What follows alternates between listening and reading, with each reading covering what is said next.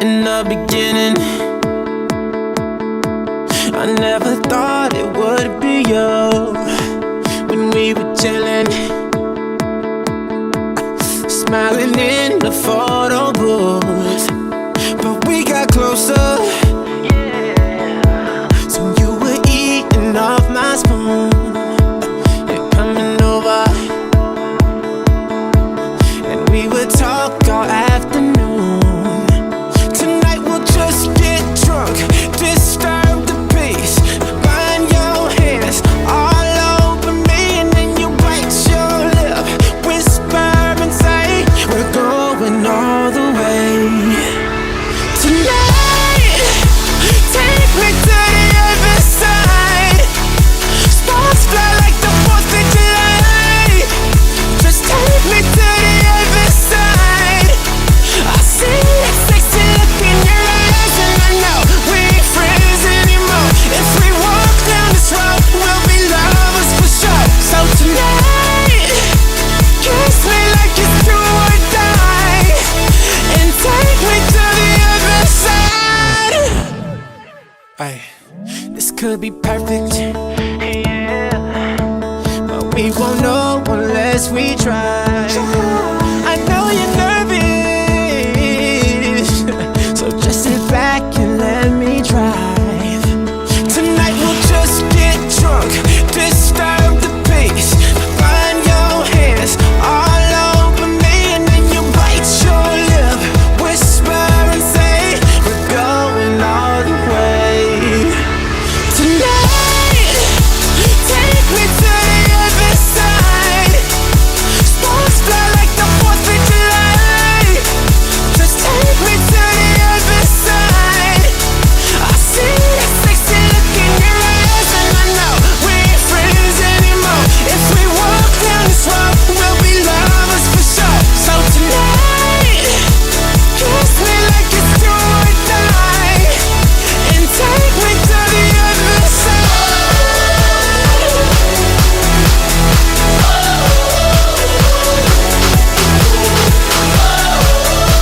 Kiss me like it's do or die, and take me to the other side. Tonight we'll just get drunk, disturb the peace, let your love crash into me, and then you bite your lip, whisper and say we're going all the way.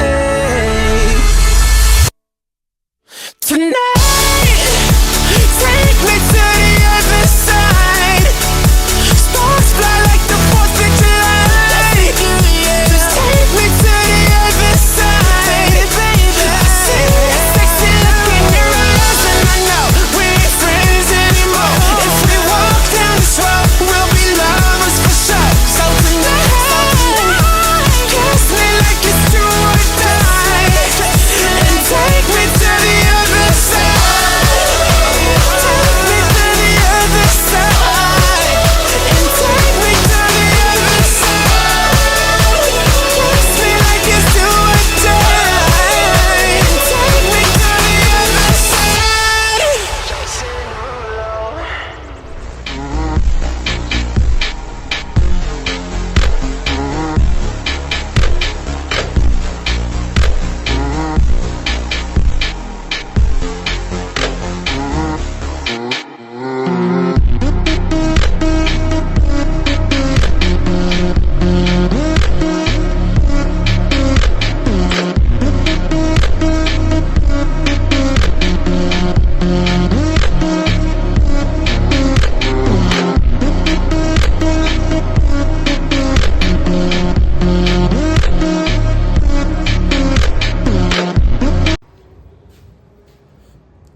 Play an aesthetic song track in 3, 2, 1. In a club.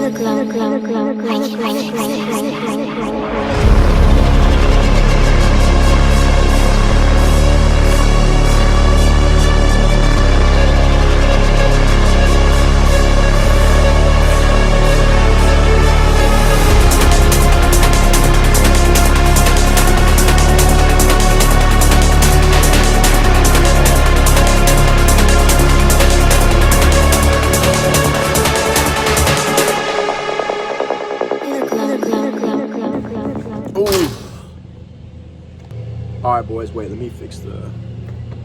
Eating a little orange chicken and some noodles. All right, man, so let me tell you guys about my fitness journey and how I got the physique that I do now. So I started off very skinny. I'll put a picture here. And my brother got really big into the gym. So much so that when he was a senior, he's 2 years older. So when he was a senior in high school, I was a sophomore. I was the smallest in my school, and he was the biggest, literally the biggest. And it was embarrassing, bro. It was literally embarrassing because people would ask me, "Yo, is that your brother? Like, how does that work?" Like that was embarrassing over a time period, man. Imagine people asking you, "How is he your brother? You're so small and he's so big." I couldn't have that, man. That was my same blood, man. Could not have that. I hated working out so much that my dad would pay me to work out. I'm not even lying. He paid me an allowance to work out. I'm so serious, bro. So serious. Anyways, man, I still barely wanted to go to the gym. It wasn't until my brother went to college, so I was a junior in high school, is when I really started working out a little bit more. I was like, yo, I want to send him updates, man. I want to surprise him, be like, yo, this is how big I got, this is how strong I got. Because my biggest thing was bench. I wanted to pass him on bench, even though it was impossible. My junior year, at the end of my junior year of high school, I weighed 120, 120 pounds. I would convince myself I could pass my brother on bench, right? My brother was repping 315, and he was like 200 plus pounds. Anyways, but that mentality of me, that delusional mentality had my bench increasing so fast. Like, I was locked in on bench. My junior year, I was working out, but I still wasn't, I wasn't consistent. I was on and off. And you don't make good progress when you're not consistent. I don't care what anyone says. And then my dad moved me to Iowa my senior year of high school. And I knew I wasn't going to go to college in Iowa. So I had to leave all my friends, forever to move to Iowa. And I knew I was going to college in Ohio. So, that was, it was a pretty bad time, bro. But all I did was work out, like, genuinely. I didn't really make that many friends that senior year because I knew I was going to college. So all I did was work out 3-4 hours a day, every single day, locked in on eating. That's really all I cared about. Like, I did not drink that whole year. I was locked in. But that's because that was all there was for me to do. And my growth was crazy.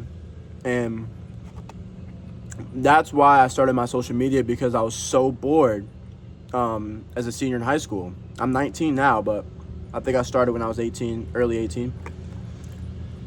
I was so genuinely bored that I started on social media because I'm like, yo, I'm working out all this time. I want to show my pumps off because I didn't want to post it on my public Snapchat, right? Because I thought it was a little bit corny to post it on my, my Snapchat, we're just all my friends, what I'm saying, like people in my schools and stuff like that. That was a little corny. So I'm like, let me make a TikTok, bro. So I was just posting, and, here we are today, man. And that, if I didn't move to Iowa, I would not have the physique I had now, because I would have still been drinking, back where I was in Tennessee. I wouldn't have been locked in. I wouldn't have been as consistent.